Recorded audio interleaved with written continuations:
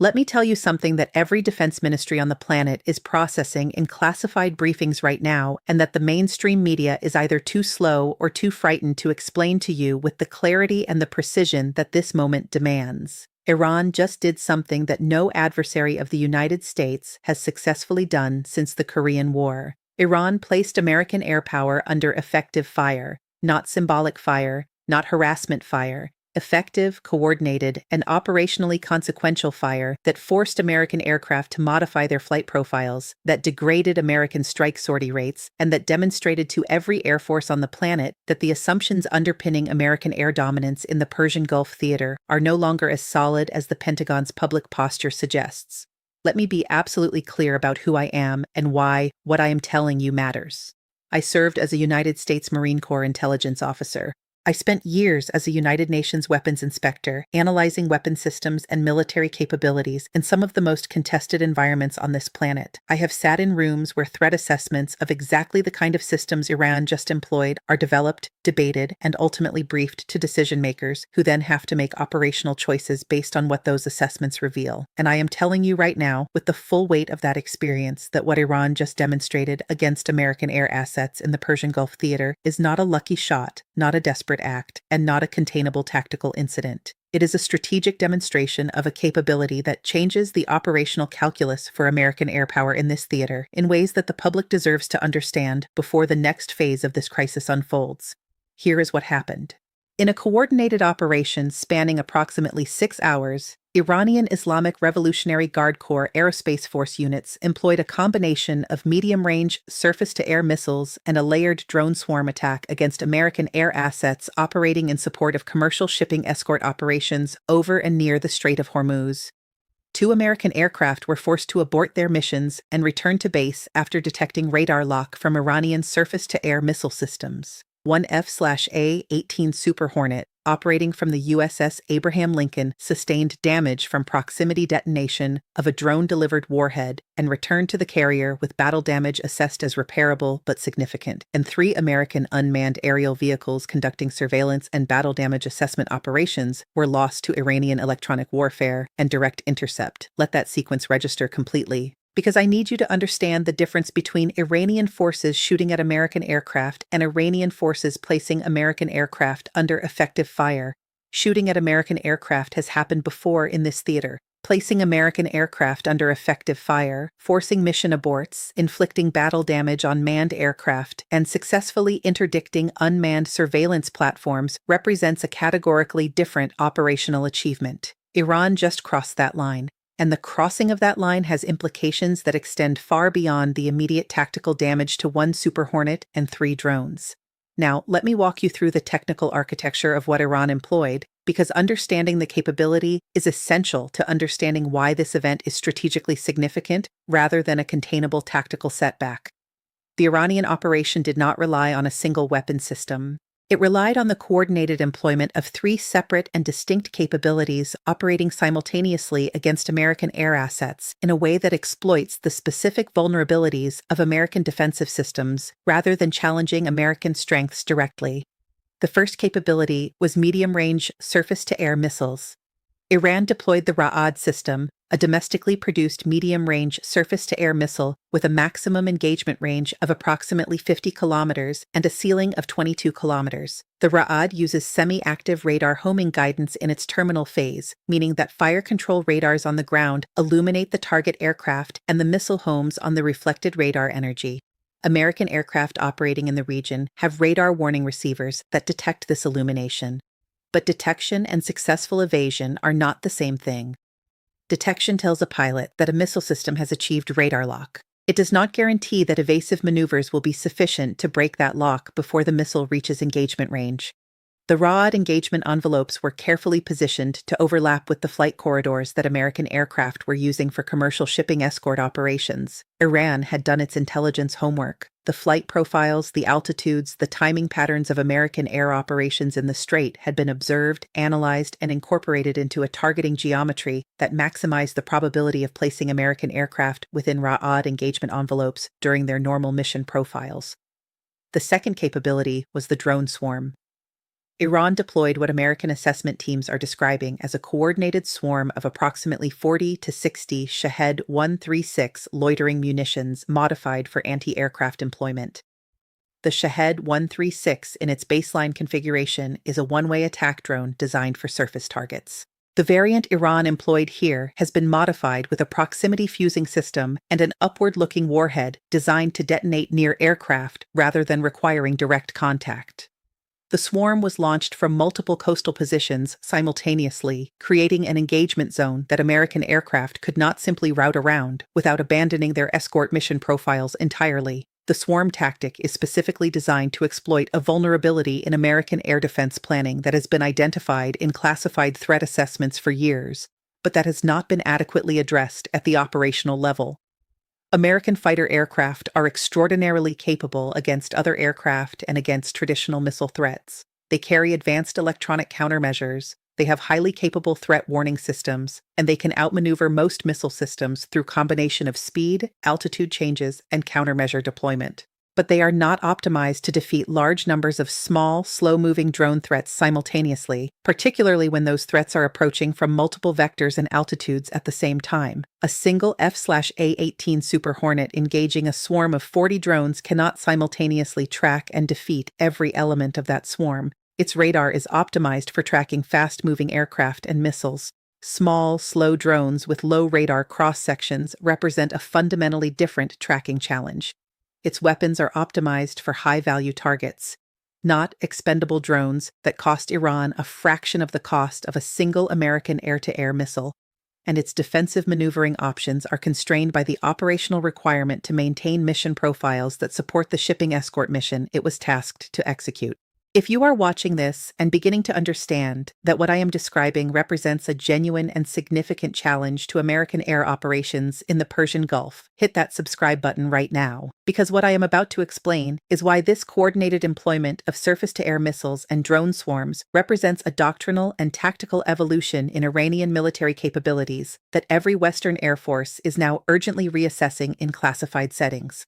The third capability Iran demonstrated was electronic warfare against American unmanned systems. The 3 American UAVs that were lost in this operation were not shot down by missiles. They were interdicted through a combination of GPS jamming, communications spoofing, and in at least one documented case, a directed energy weapon that disrupted the drone's flight control systems. Iran's electronic warfare capabilities have been consistently underestimated by Western analysts who focus on kinetic weapon systems and overlook the electronic domain as a decisive operational environment. GPS jamming denies unmanned systems the navigation data they depend on for autonomous operation and for returning to their launch points when communications are lost. Communication spoofing allows Iranian electronic warfare systems to inject false commands into drone control links, redirecting drones away from their intended missions or forcing them into controlled flight termination. And directed energy weapons, though limited in range and power compared to future systems under development, represent a rapidly maturing capability that Iran has been investing in, specifically because the proliferation of American unmanned systems in the Persian Gulf theater has made counter-UAV operations an operational priority. The combination of kinetic surface-to-air missiles, anti-aircraft drone swarms, and electronic warfare against unmanned systems represents a layered counter-air capability that was designed from the ground up to challenge American air operations in the specific operational environment of the Persian Gulf and the Strait of Hormuz. This was not improvised. This was not desperate. This was the operational debut of a counter-air doctrine that Iran has been developing for years, and that it chose to demonstrate at a moment of maximum strategic significance. Let me give you the cost-exchange analysis that makes this demonstration so strategically consequential. The F/A-18 Super Hornet that sustained battle damage from the drone swarm costs approximately $65 million. The repair costs for significant battle damage on an aircraft of that complexity are measured in millions of dollars and weeks or months of maintenance time. The 3 UAVs that were lost cost between $10 million and $32 million each, depending on configuration. In total, the American material losses from this operation are conservatively estimated at $100 million, plus the operational cost of mission aborts and degraded sortie rates. What did Iran spend to achieve those losses? The Ra'ad missiles that were employed cost Iran approximately $500,000 each. The Shahed 136 drones in their baseline configuration cost approximately $20,000 each. The modified anti-aircraft variants used in this operation cost somewhat more due to the proximity fusing and modified warhead, but the unit cost remains well below $100,000.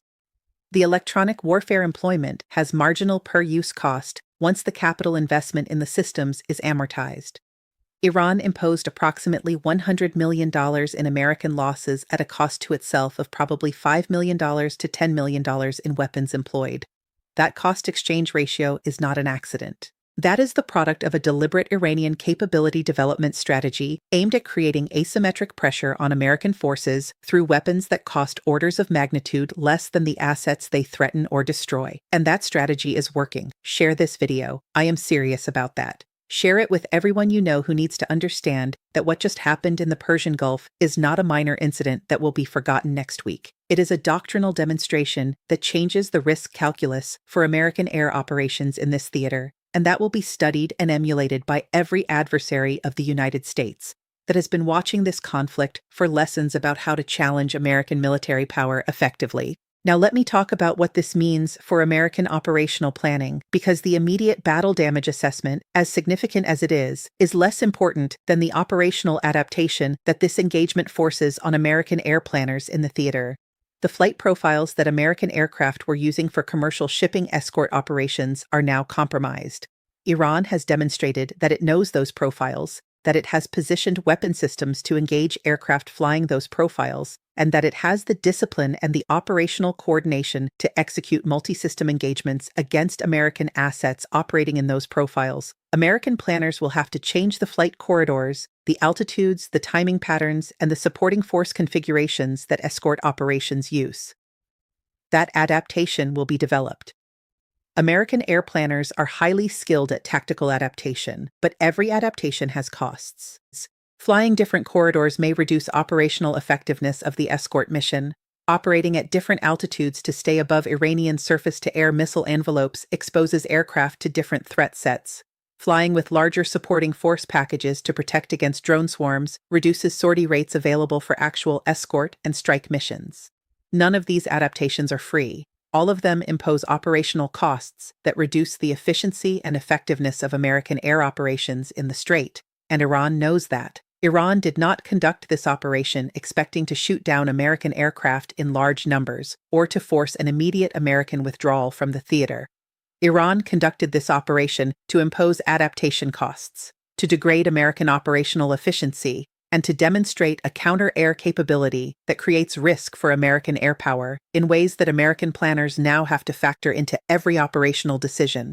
That is sophisticated strategic thinking.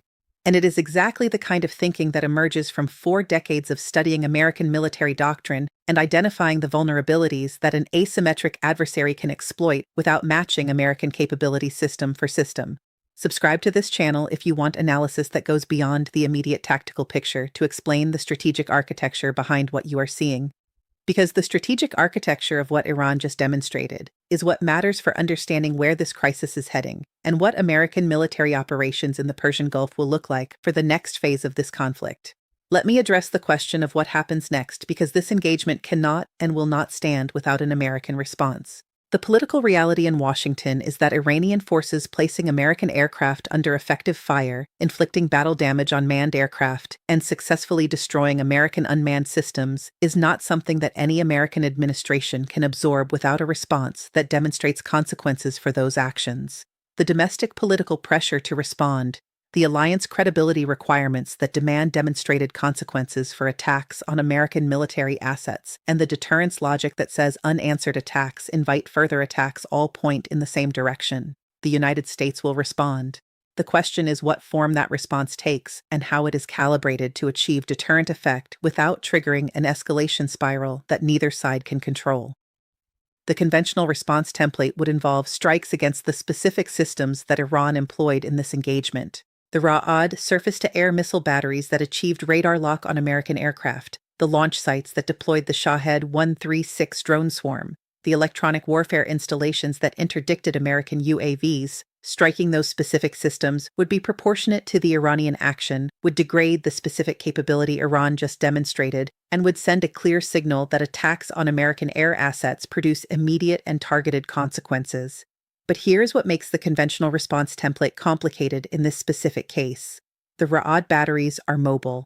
They were not operating from fixed installations that American intelligence had pre-surveyed and targeted. They were deployed from mobile platforms that moved to firing positions, conducted the engagement, and then relocated before American retaliatory strikes could be ordered and executed. Striking mobile air defense systems that have already relocated requires real-time intelligence that may not be available at the moment of decision, and if the retaliatory strikes are executed without high confidence in target location, they risk missing the systems they are trying to destroy while still accepting the escalation risks that come with striking Iranian military assets. The drone swarm launch sites present a similar problem. Shahed 136 drones can be launched from small, easily concealed positions that are difficult to identify from reconnaissance assets operating outside Iranian airspace. The launch sites used in this engagement may have already been abandoned and the launch equipment relocated. American retaliation against those sites may hit empty positions, while the assets that conducted the attack have already moved to new locations. And the electronic warfare installations used to interdict American UAVs are among the most difficult military targets to strike precisely because electronic warfare systems can be operated from locations that present minimal physical signature to reconnaissance satellites and airborne sensors. Destroying an electronic warfare capability requires either direct strikes on the facility housing the equipment or, more effectively, strikes that destroy the power generation and communications infrastructure the facility depends on, both of which carry higher collateral damage risk than strikes against clearly military installations. Those operational challenges do not prevent an American response. They complicate it. They make it less certain that a retaliatory strike achieves the specific operational effect of destroying the capabilities that Iran just used. And they raise the risk that retaliation hits targets that are politically or operationally easier to strike, but that do not actually degrade the capability that produced the original attack. Let me give you the strategic framing that puts this entire incident in the proper context because the tactical details matter, but the strategic context is everything. Iran just conducted the most sophisticated counter-air operation against American forces in this theater since the conflict began. It did so using a combination of systems specifically selected to exploit American vulnerabilities rather than challenge American strengths. It achieved measurable operational effects, battle-damaged 1 aircraft, destroyed 3 UAVs, forced mission aborts, degraded sortie rates.